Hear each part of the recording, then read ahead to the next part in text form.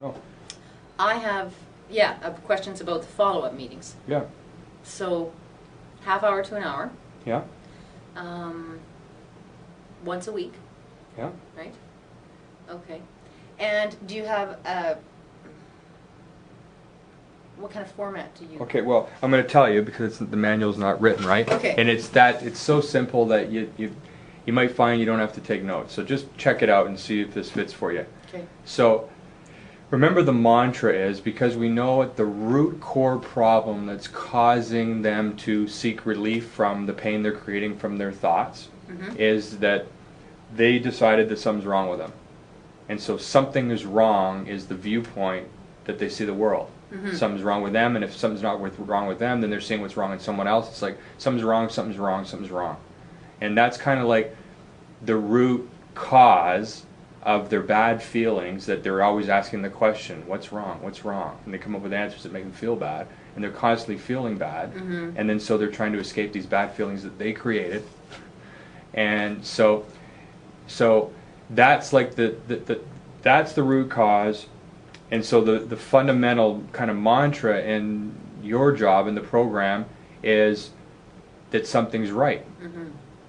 And what's right, and to just acknowledge what's right. So what happens when they get together as a group, what you give them an opportunity to acknowledge the truth on how if they kept the commitments they made so far. So you're meeting on Monday. Today's Thursday or Wednesday? Wednesday. Wednesday, okay, so that's a long ways away.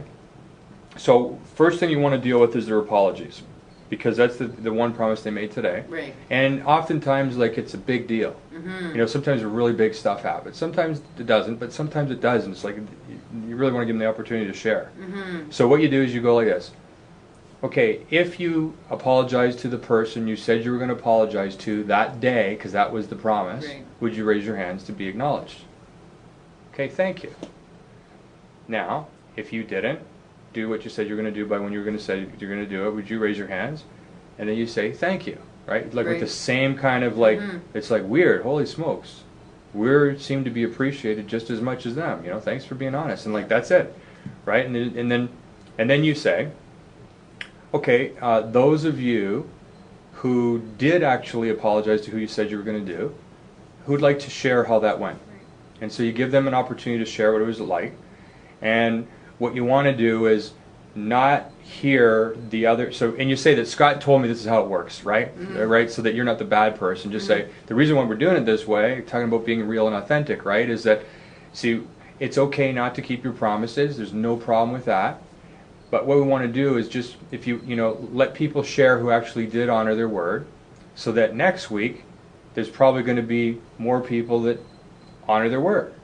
And if we listen to your excuses as to why you didn't, not that there's anything wrong that you didn't, but if we listen to your excuses and reasons why you didn't, then what we'll notice in the group dynamic is that next week we're probably going to have more people with reasons and excuses why they didn't. So it's not like you're bad. There's nothing wrong whether you did it, whether you didn't. You're all perfect. We're all glad you're here, period. Because we're all in the program. We're here. That's what is really important. And you can say, now those of you who said you were going to apologize to someone, you didn't, you can take the opportunity now to re-promise. Would you like to promise again, to do it by a different time? Or would you like to do what did in class, which was to just kind of be straight with herself that she really wasn't going to do it, and she picked something different? And then, let them do that. Okay. And then the other thing is what you can introduce to them is, okay, so we're going to do this once a week. Now, those of you that did apologize to someone, you now have an opportunity to either apologize to someone else and make it right. You know how to do that now. Or, if you can't think of anyone, then you can pick someone that you really haven't appreciated, and you can say thank you to them and really acknowledge them for something they did right. So remember, they think something's wrong, so it's like these exercises are actually focusing them, right? Everything you're doing is focusing them on training their brain to start seeing what's right, acknowledging them for what's right, give no attention to what's wrong, because there is nothing wrong. And then You could also introduce this part. It says this in the buddy sheets. Okay. It says that every day when you talk to your buddy, ask them this question: what's one thing you like about your life? And again, it's the same thing, right? They can tell you 100 reasons what they don't like about their life. In other words, what's wrong. So by asking this question to each other every day and actually coming up with an answer is once again starting to train the brain and to get into the habit of looking for, choosing thoughts that actually have them feel better than the thoughts they were choosing. So I said that way on purpose, so that it's not like, I'm not saying if you're feeling like crap, choose a thought that makes you feel joy. That's too far, right? But at least choosing a thought that makes you, like if you're feeling hopeless, completely hopeless, and you start feeling rage, that's improvement. Like to feel complete hopelessness, and then now you're getting angry and rageful. That's one step up the ladder. So, focusing on thoughts that make you feel a little better. Yeah, this is all, it sounds so, it's a cross between cognitive behavioral therapy, I've heard that before. the strengths perspective in social work, and solution-focused therapy, which are all things that I use. And it's sort of, because we start from, where are you at today on a scale of 1 to 10? Well, I'm at a 1. Okay. What would it take you to get to a 2? If they can't get to a 2, you say, well, what would it take to get you to a 1.5? You don't go from 1 to 10.